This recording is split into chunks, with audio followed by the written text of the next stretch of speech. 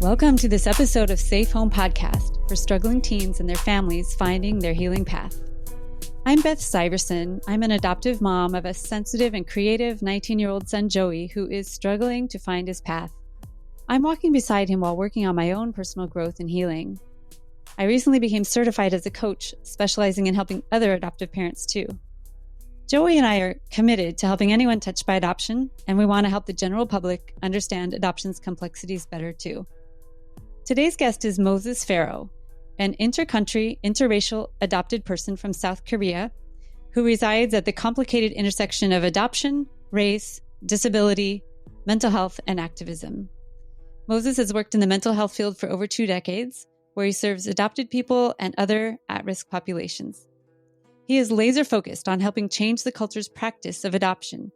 He's calling for a complete paradigm shift, highlighting the systemic abuses in the multi-billion-dollar adoption industry that has caused so much pain, not the least of which is a disproportionate number of suicides and murders of adopted.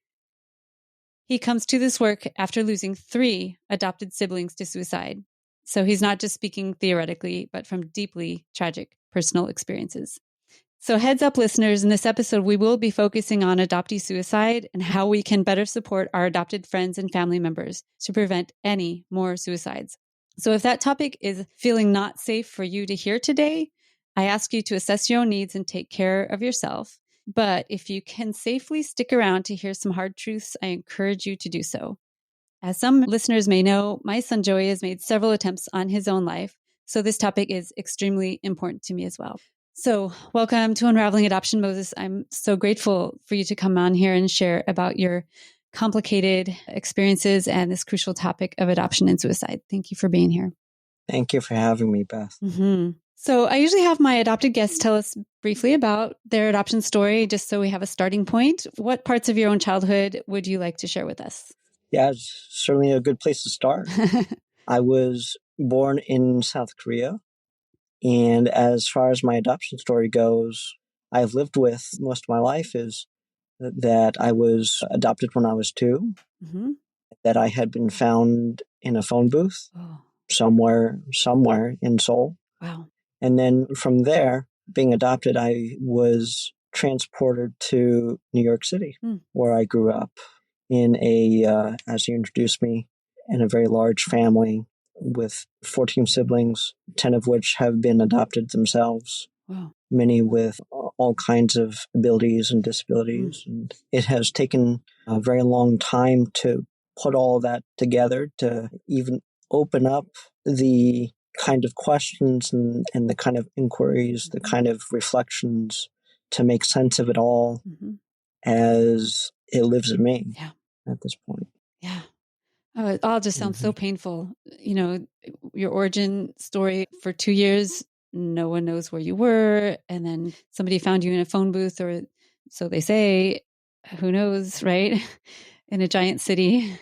Yeah. So let me delve into that a bit more. And, so much of my own journey through this, as we like to put it often, the journey of life, the journey of being adopted. What do I really know about my origins? What is the actual hard evidence?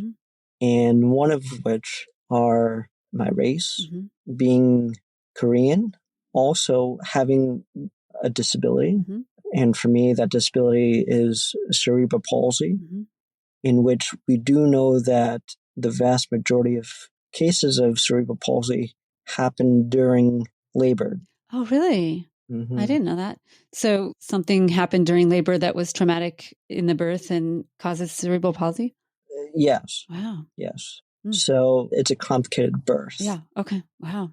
So that is who I am. Being born in Korea, being a Korean, and a person with a disability that in the vast majority of cases occurs during birth. Yeah. So that tells me something about the circumstances of my birth. Yeah. And that birth experience, I believe that people, even though we don't remember it, that is extremely impactful for the child and the mother, obviously, but that has to play into everything as well. just going through a difficult birth, assuming that's how the CP happened. But whew, that's a lot. That's a lot to deal with. Mm. Did you have help dealing with all of those intersections when you were a kid, or did you start working on this when you were an adult? Well, I would say that's usually how it goes. Mm-hmm. I did grow up with a number of other adopted children, and I would say we lived a normal life, mm-hmm. and normal needs to be defined. What's normal, right? Mm-hmm. It's good that we ask that question, what is normal? Mm-hmm. So I'd say a normal upbringing in terms of you're a kid, you grow up, you go to school, mm-hmm. you do your homework, you get to explore some of your interests, mm-hmm. and get into activities, and you learn to put one foot in front of the other, mm-hmm. in terms of, well, this is how we grow up. Mm-hmm. We go to school, we get educated, we learn about ourselves, we learn about what kind of life we want to have as a grown-up, mm-hmm. What career, who do we want to be when we grow up, mm-hmm. and that's I'll just say, mm-hmm. for me, that was what I consider to be like the American life. Yeah, that's what most people do, right? What were your dreams when you were a kid? Does it line up with what you're doing now? Absolutely not. Where did you see yourself? When I was asked, when I was a little kid, I wanted to be an astronaut. Oh. I wanted to be a movie director. Ah, okay. Like my adopted father. Uh-huh. And, again, just being in that world, mm-hmm. that's what influences what you're exposed to. Sure. So that world is very foreign to most people, but for you, that's just your normal, right? I also wanted to be the president at one time. Ah, nice. Oh, did someone tell you can't? Oh. Well, I want to obviously know now, yeah. That's not happening, but that's no longer a dream of mine. Yeah, it's probably better that way. Well, I don't know, but it just wasn't in the cards. Yeah. I wanted to be an artist. I wanted to be a biologist. Ah. So again, these were things that were going around in my life. Mm-hmm. I wanted to be a musician. Mm-hmm. I had grown up with a lot of music, mm-hmm. and, certainly around films. What instrument did you play, or were you a singer? Well, I did have those music classes. We did sing. We sang in chorus. Instruments, I had tried out the oboe and clarinet. And oh my gosh, I was a professional oboist. Oh, wow. Yeah. I grew up listening to Peter and the Wolf. Yes, I was the duck. The oboe was the duck. Yeah. Yes. My professor's oboe studio was called the Quack Squad. I'm sure that Prokofiev had something to do with that. Well, that's fascinating. So it sounds like you had a lot of opportunities to do a lot of cool stuff and explore different interests. How did you end up as a therapist? How did that come about? Yeah, that opens up a whole other dimension, mm-hmm. that really fills in more of what came to be more important. Mm-hmm. And I think that is another kind of natural progression as you grow up, from being a little kid to then wanting to make friends and, spend more time with them and doing school activities. And mm-hmm. so to go deeper with this, there was a lot of, as you can imagine, a lot of activity in the home. Mm-hmm. There was a lot of navigation around relationships, mm-hmm. and the dynamics, mm-hmm. and a lot of it had to do with how I felt a lot of the time. Mm. And certainly the way I felt was the way I was in the world. Mm. And my world being at home or out in society. But as I grew up and started to develop those critical thinking skills and develop my own sense of myself, oftentimes I didn't feel safe. Mm-hmm. Mm-hmm. And I want to be clear, that for a number of years now, I've identified myself as a survivor of child abuse. Mm-hmm. So sorry. And, having come from an abusive mm-hmm. home life, childhood. So with that, navigating relationships, navigating my own feelings, navigating places and people where I felt the most safe certainly became very important. Yeah. Did you have some sort of therapist or counselor type person that was helpful for you when you were growing up or an adolescent? Well, so that's kind of what I lump into as growing up normally. That no, you grow up as a kid, you go to school, you are out there making friends or getting into mischief, or and therapy and mental health wasn't part of my regimen of, say, recovering from my physical disability. Shortly after I was adopted, I did have a surgery on my leg where the cerebral palsy had most affected my ability to walk and run and, use the right side of my body. Wow. I have a mixed type of cerebral palsy.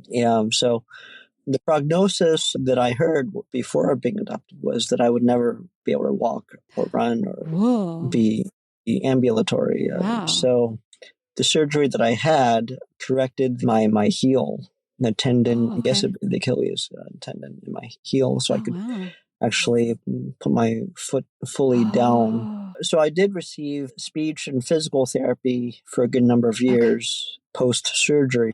And the kind of funniest story behind that is when I was learning how to speak, I tended to mumble and speak quickly. And people asked me to repeat myself quite a bit and slow down. And so with all the speech therapy that I received for a good number of years, people said, "Can you speed up? You're speaking too slowly." Oh, can't win.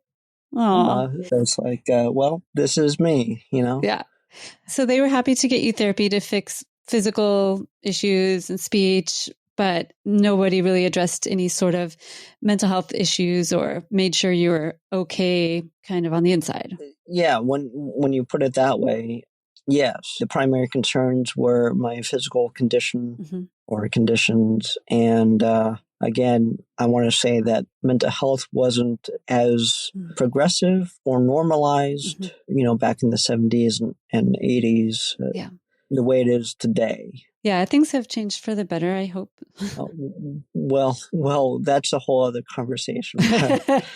I'll tell you, there seems to be different eras for different diagnoses or different problems. Oh, so we've just shifted to a different thing we're doing wrong. Well, these days, it seems like there's a lot of attention, a lot of concern around anxiety and depression. Whereas back in the early 2000s, I'd say there was a lot more attention on autism. Oh, yeah. And ADHD. And then I would say, back in the 80s, there was certainly a lot of concern around drug use and AIDS. Oh, yeah. So it seems like we go through different eras, if you will. At one point, PTSD was the major concern, especially with war veterans, where the diagnosis really originated from. And then the more recent trauma-informed movement, everyone seemed to be talking about being trauma-informed education, trauma-informed parenting, trauma-informed care. So traumas seem to have come back in more recent years. But these days, most recently, it seems like anxiety and depression are the main concerns for everybody. It's huge for teens, especially. Yeah. Now, a lot of people in the regular old world, they look at adoption and say, "Oh, that's so lovely. They saved you from a life of, poverty or whatever they think they saved you from," especially intercountry adoptees. But it sounds to me that your life turned out to be full of pain and abuse. And I don't know. I always think it's different, but maybe not better. I don't know. Where do you land on that whole idea of you had a better life than what you would have had? How do we know? Yeah, there are a good number of us who are able to say it definitely did save my life. And I have had a really great life. And I've, grown up with great parents in a great home and have been able to have those opportunities and privileges to build a nice life for myself. That is not to be denied at all. Yeah, so some people feel that. By those who are out there saying, but that wasn't my experience. I did grow up in an abusive home. I grew up, in half a dozen or a dozen or 24 foster homes because of various degrees of abuse, various types of abuse or mistreatment of some kind. Neither can be denied or negated by the other. All of it represents what we call adoption. Yeah. It's just so much more complex than, we'll just save this child and everything will be fine. It's so messy and complex because adoptive parents are definitely not perfect. We're bringing with it our own baggage and our own childhood full of baggage from our parents. And it's not like you take a child away from these parents over here and give them to these other parents that are going to be so much better. Sometimes it can be worse, or it could be just different types of bad situations, And in that industry paradigm, where are adopted people? What role do you play? So I'm gonna do an intentional little pause here, because I very much appreciate this question. This is a lot of where my mind is at and where I like to go in conversations. And I'm going to start it off with, there were at least a few thousand of us who had something to say when the former president of South Korea gave his public statements in the outset of the death of an adopted infant in South Korea. Her name was Jung-in, and she was 16 months old. Wow. Just 16 months old. And when that case went public, in realizing that for months her adoptive parents had been abusing her. My memory is a little fuzzy on this in the moment, but I want to say that they found 800 counts of abuse. Oh my gosh. Oh, that's so horrible. And this is obviously after the fact, after Jung-in is dead. So the former president made a public statement, and it was clear that he was speaking to pre-adoptive parents. He was speaking to adoptive parents, where he essentially was saying that if it's not working out, if it's not a good match, bring him back. Just return him.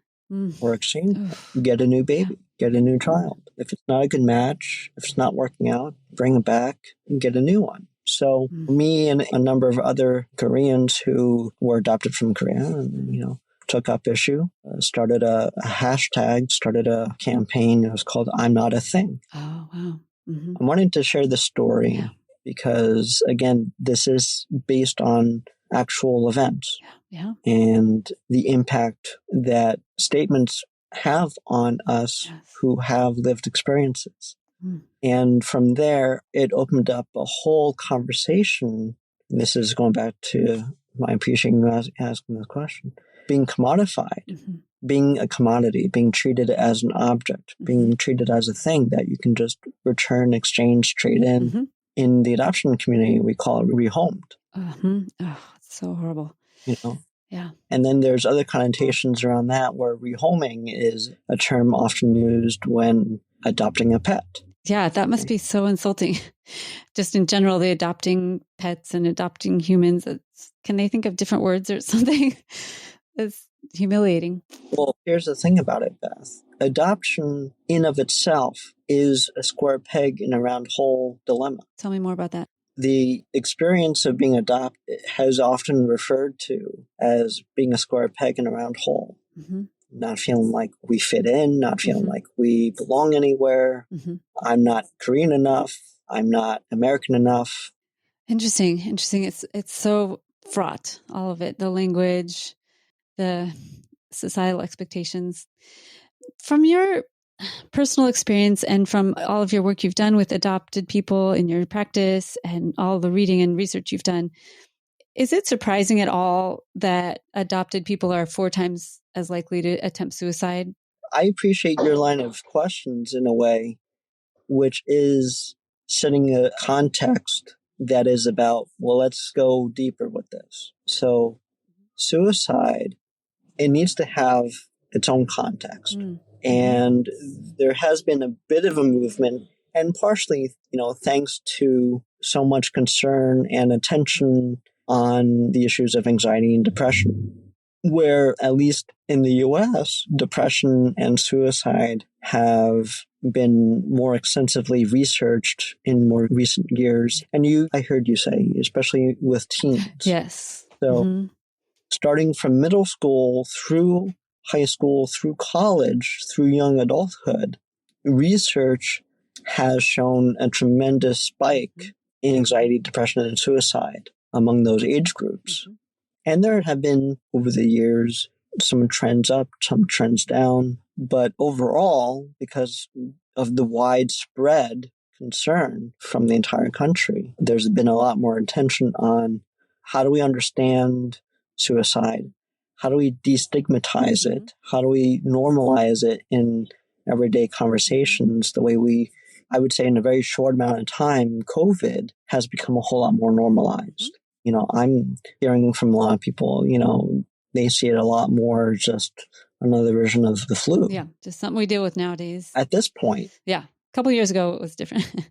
Yeah, well, that's exactly my point. Anxiety, depression, and suicide have been around a heck of a lot longer. And I would say, again, just to spell out the context a bit more, the overall stigma around mental health and emotional health, relationship health, physiological health, psychological health, the way we can delineate all the different layers of what makes up our overall health and well-being in the holistic sense. But mental health carry a lot of stigma around it. Oh, yeah, for sure. So stigma and shame, and certainly that is from country to country, where I do see the U.S. having a much more robust healthcare system overall, although it's not universal healthcare, but where mental health has been more normalized. And in that way, there's more attention on suicide as, let's bring this up, let's talk about it.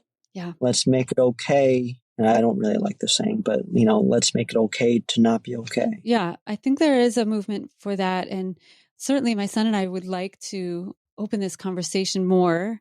He, a long time ago, 2 years ago, made an episode all about suicidality and psych hospitals and his experiences. And he's been through so much and wants to make it not like something that you have to say in secret and whisper about. It's such an important thing. And talking about it, I feel like will save people's lives, quite literally. Certainly. And I am talking less from my own personal experience, which I am open to sharing, but in a more general sense that I would say with any kind of struggle or issue or something that's perceived as being a negative, the more we talk about it or share it with even one other person who then says, oh, I'm feeling the same way. I've been thinking the same thoughts. And then you find a third person and a fourth person, and you get that sense of a community. Then you get that sense of building a support team or support network or, a support system for yourself. And with that, inherent in that is that sense of validation. And therein lies the underlying need to be seen and heard and acknowledged. Yeah, for sure. It's huge. But it's universal. We're all looking for validation, acknowledgement, to be seen, heard, understood, and to say, I get it. Yeah. I see you. I see what you've been through. Yeah. And I'm not projecting my own stuff into it. I'm not wanting to fit you into my sense of the world, doing the square peg in a round hole. It is that connecting. You have that experience. I've had that experience. I hear how you've had that experience. And here's how I've had mine. So you get to experience truly being seen and understood and not having the extra layer of feeling like, oh, this person's trying to fit me into another square peg in their life. Someone's actually able to see me. So I wanted to spell that out a bit more, Beth. That's beautiful. Because that's the huge part. Just to be seen. That's the huge part. And when it comes to suicide, letting go of this idea that anything about our health and well-being and experience is like achieving a goal where you feel like, oh, I figured this out. I've reached the finish line. Yeah. I can cross it off my list of things that I've been working on or things I need to heal from, or, just even the whole healing process where it's like, if I can just reach this goal, I will have made it. So you're saying that doesn't work in mental health? Where I'm at for myself, and what I'm hearing from others in the trauma-informed spaces, is that it's not a goal. It's not this sense of, oh, I've made it, I finished the marathon. It's the ongoing practice, ongoing management. You can have that aha moment. You can have many aha moments, but then what do you do after? And where we often land is you need to build it into your lifestyle. It's an ongoing practice. Once you've reached that point of awareness or truth or place of healing, then where do you go from there? Or what do you do next? And that's where it's like, oh, it's not about achieving a goal. Not about trying to get to the finish line and saying, okay, I've made it and I can rest now. I can cross this off my list. It's not that kind of process. Right. It's just a journey to keep, I don't know, becoming more of yourself every day. Or, oh gosh, it's so hard. Have you struggled with suicidality yourself? Is that something you're familiar with on a personal level? Or I know your siblings have died that way, but is it something you've attempted or thought about before? I have, yes. I have. I have. So, yeah, thank you for asking, because the treatment models where we want to say, okay, there's a treatment out there, there's a cure out there. I will never be suicidal again. I will never have those thoughts again. I will not have suicide ideation ever again. The first time Joey went into the psych hospital in February of 2019, after his first attempt that we knew about, I naively thought that he would be fixed when he came out, that he would not only the suicidality, but his addiction. I thought in 10 days in a psych hospital, they would cure him of all of that. That could not have been further from the truth.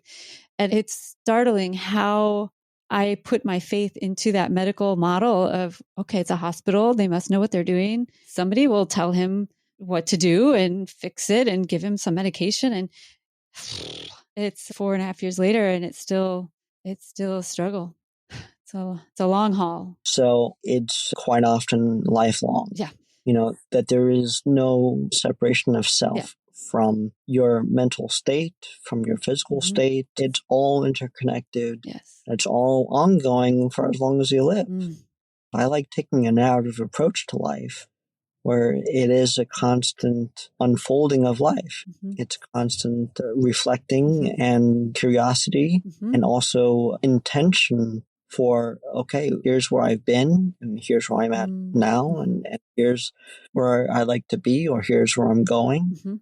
And with that narrative approach, it does undo that sense of fixing and, okay, all you need is 1 or 2 treatments or 1 or 2 hospitalizations or stays at a residential program, and it counteracts this whole idea about treatment and fixing things the way we do use that medical model of, well, we do fix bones. We do fix other parts of the body, except when it comes to the mental health and the psychology. So the point that I want to make here, Beth, is that what we've learned is not to pathologize our trauma experiences. My son's not broken. Yes. It's important to understand that if we're framing this as trauma, as adoption trauma, it's not about mental health. Right. If we frame it as adoption trauma, it's a perfectly reasonable response to really horrible shit that went down, right? My son's in utero trauma, right? Before he was even born, feeling unwanted. Of course, he would create defenses around himself when he was born, and his little mind would create ways to make his life work out. And part of that is suicidality, just like, I can't do this anymore. But it's not a mental illness, it's trauma. It's a perfectly reasonable reaction to what happened to him. Thank you for making that point. And again, taking it in that direction to go deeper with this. There is a pre-adoption trauma. There is a pre-birth trauma. And many of us in adoption spaces are pointing to the relinquishment trauma, traumatic loss of family and culture and community and homeland and heritage, that there's many layers to this trauma. There is a whole neuroscience behind trauma and attachment. And you mentioned the feeling of being unwanted. And that is part of the lived experience narrative that many of us have shed light on, that there is this fear of rejection. It's one of the core issues of adoption, as well as grief. So the neuroscience has shed more light that has gotten me to conclude there is no pre-trauma state for any of us. Yeah, you don't have anything to go back to. Because there's no pre-trauma state, because it happens in utero, and it happens during a time that our brain is developing in utero, that for anyone who's read The Body Keeps the Score by Bessel van der Kolk, that there is no sense of feeling safe. Yeah. Of knowing what that's like, even on a cellular level. Yeah, it goes so deep. And we as adoptive parents just wish we could just give that to you, our adopted children. We wish we could give our sense of safety and love and compassion to you, but we can't get in there. It's so deep, that loss of safety and the literal loss of your mother. We can't touch it. We can't get there. And it's heartbreaking. Yes. Again, thank you for stating that and making it clear. This is not something that is able to be fixed. I tried everything I could do. Oh, man. Nothing in this world reverses time. Yeah. You can't go back there. I think sometimes if they have an accident when they're 10 and maybe lose a leg or have some big trauma happen, maybe, in their childhood, but they have memories of before that. They have memories of before they got sick or before the abuse happened or before whatever happened. But for adopted people that were adopted, especially at birth, there is no before. You don't have anything to go back to. You don't have anything to hang on to. It just must feel unmoored. I can tell you for myself, because there are so many other sociocultural layers to this. The way we're socialized, the way we're raised in this world of what's considered to be normal development, which is really based on our age and not necessarily our inner workings of who we actually are because of those other layers. It is difficult to grasp that there is nothing in this world that exists that will reverse time back to the moment of, let's go back as far as conception. I was going to wonder how far back you're going to go.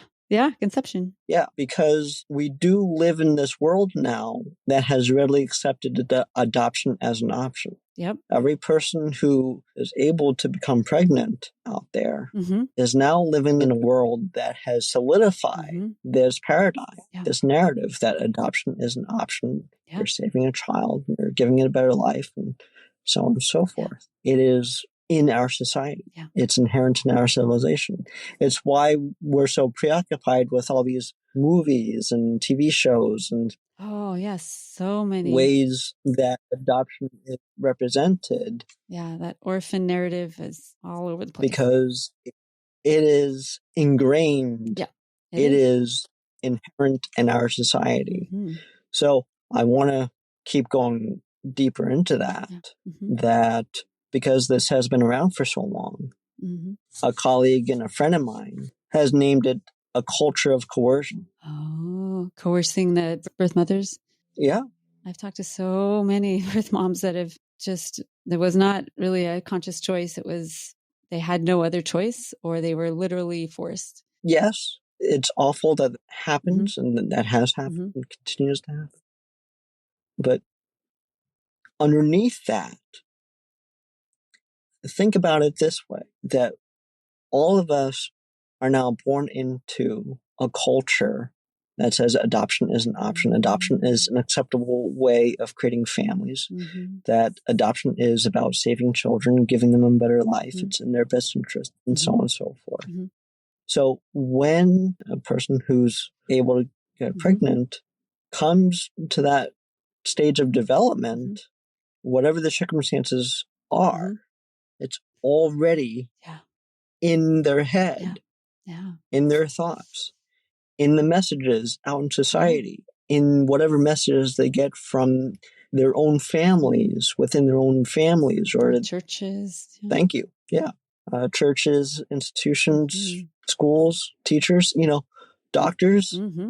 So are they, even if they voluntarily make that decision to, quote, give up their child for adoption, are they really, truly able to do it voluntarily because they don't live outside of this culture of coercion? They don't even realize that they're swimming in this water. That's pretty deep.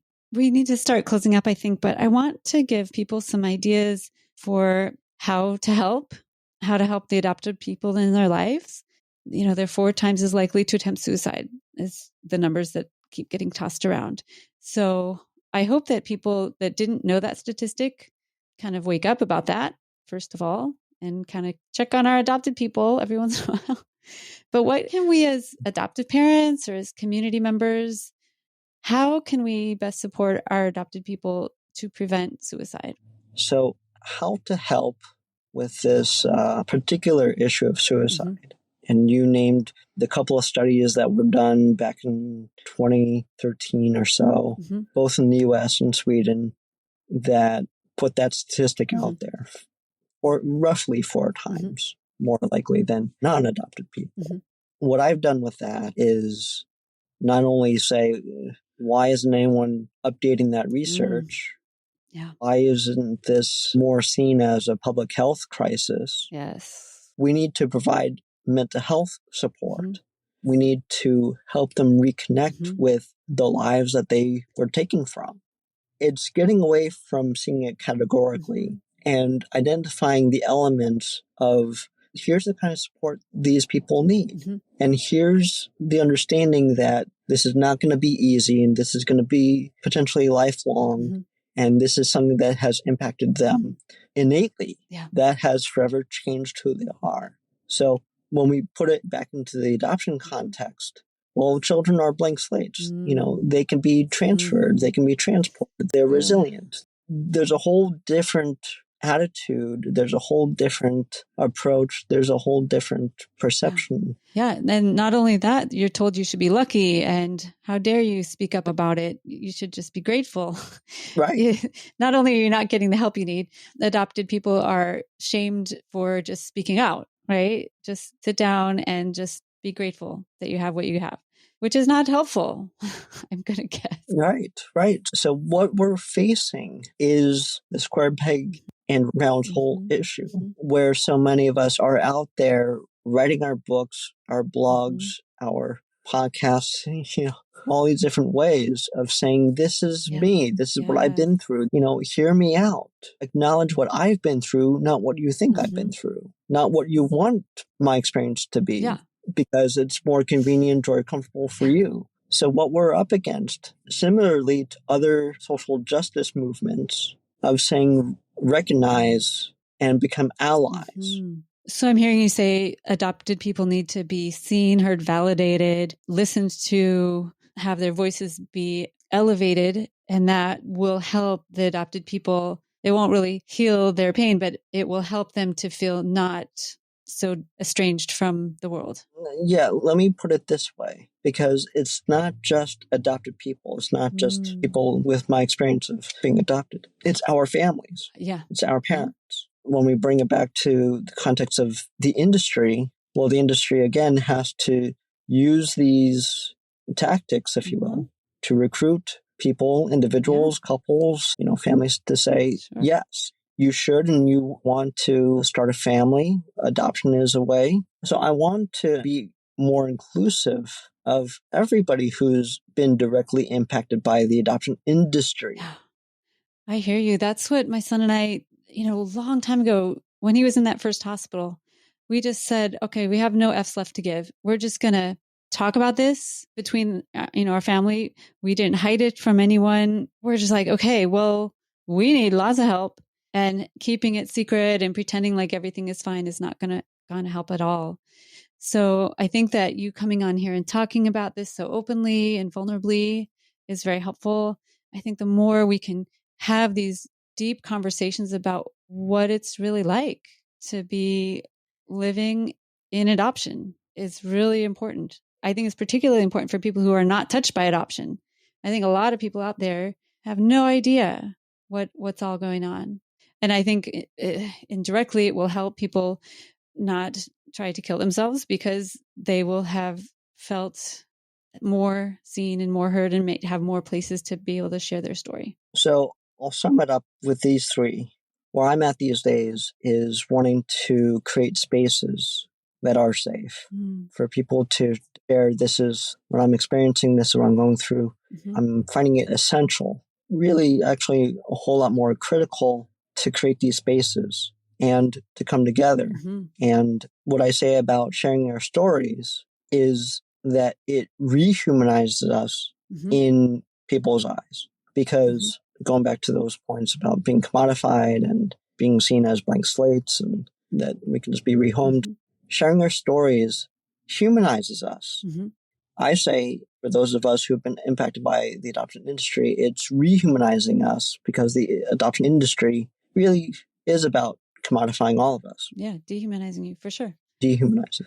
So creating those spaces and speaking more to the experience where this time I didn't really get into much of my own personal experiences of my own suicide and my siblings' suicides, but where we're not feeling alone. We're not feeling that there is something wrong with us. So not being caught up in that side of the narrative and being stuck there for decades. Or not even making it into adulthood. That it's important to capture that as early as possible and say, okay, we get it that this kind of trauma does not have a fix or a single treatment. So we really do, as a society, need to undo that piece of the narrative that keeps us stuck in that side of the narrative. I know you're a therapist and I know you have different offerings. Are there any community-based things that you're providing, or how would you like people to interact with you? Sure. So I'm out there as an adoption trauma educator. I have a website where I provide a number of different things. Certainly consultations around getting educated about virtually everything that we brought up today. So that website is called transformadoption.com. And on there, I have developed a fact sheet. It's the Adoption Trauma Fact Sheet. It's a free download. And it was important to me to actually condense it into one sheet. I recently used that in one of my support groups with adoptive parents, and it brought up a lot of really interesting conversation. And I also appreciated that at the beginning you said that everybody is affected by adoption trauma, even the adoptive parents. And I felt like that was really honest. And I feel like I've been... I'm never going to compare it to my son's trauma pre-birth, right?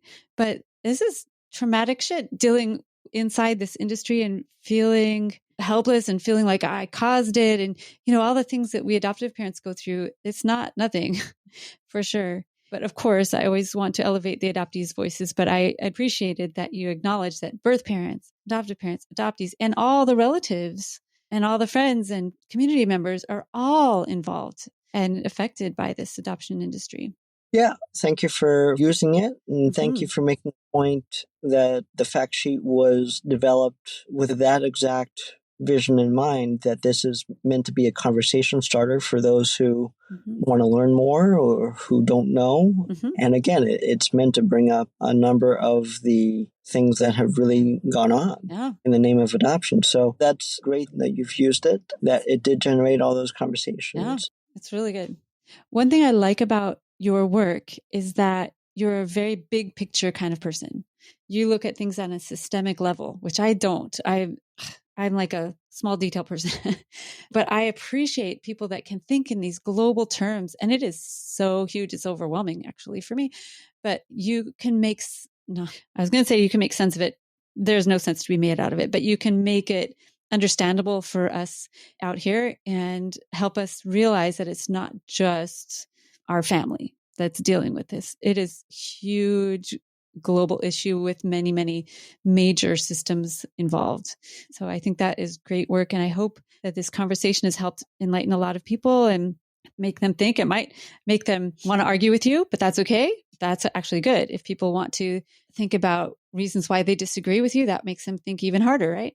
But I'm on your side. I totally am on board with you, Moses. I appreciate all that you have to say. I'm always listening and learning from you. And I very much appreciate you coming on here to help us all. Well, again, thank you for having me on here. Thank you for opening up the conversation and helping to really go in the directions that we went in. Mm-hmm. This is a very important conversation. I'm very appreciative of having and open to having as many times as necessary. But what makes it necessary is understanding that there is a driving force mm-hmm. behind this adoption industry, where we end up thinking and feeling and experiencing adoption in all the different ways that we do. Mm-hmm. One of my points of appreciation here is it's an opportunity to shed light on everybody's experience. Mm-hmm. Again, not to compare experiences mm-hmm. here, but to say that there are experiences mm-hmm. of trauma, abuse, kidnapping, commodification, dehumanization, and suicide, and the mental health aspects. And that from an industry point of view, where there have been times we all look at the industry as that drive whatever it is that they're producing or whatever it is that they're doing mm-hmm. to call that into question mm-hmm. and say, oh, we really want to like this, mm-hmm. but we're seeing the corruption, we're seeing the propaganda, we're seeing how they're leading us to think it's this when it's that. Mm-hmm. So that's where that critical thinking piece is very important. Yeah, it's very important. And we all need to think more critically, all of us, parents, adopted people who work in the adoption industry, everybody just needs to assess what's going on around them. Well, thank you again, Moses. I very much appreciate this conversation, and I hope there will be more. I look forward to it. I would love to come back and continue this conversation. Yeah, very good. Thank you, everyone, for listening. I know this topic is heavy and sad and hard, but the fact that you made it to the end shows that you're willing to think about these topics, suicide, the ethics of adoption, and the big picture things that Moses is so good at dissecting. So keep on going, keep listening, keep learning. Please share this episode with anyone you think might be open to it. And follow Moses at transformadoption.com. And you can find Unraveling Adoption at unravelingadoption.com and on YouTube, Facebook, and Instagram. We do have an aptitude group for adoptive parents. It's a free support group with lots of resources. And I'm also a coach for adoptive parents or parents with struggling teens and young adults. So you can find all that information on my website, unravelingadoption.com. If any of you would like to support this podcast and keep it commercial free and help us defray some of the costs, we really appreciate it. You can go to patreon.com/unravelingadoption to donate as little as $5 a month, and every little bit helps. Thank you so much for listening. Moses and I want you all to stay safe.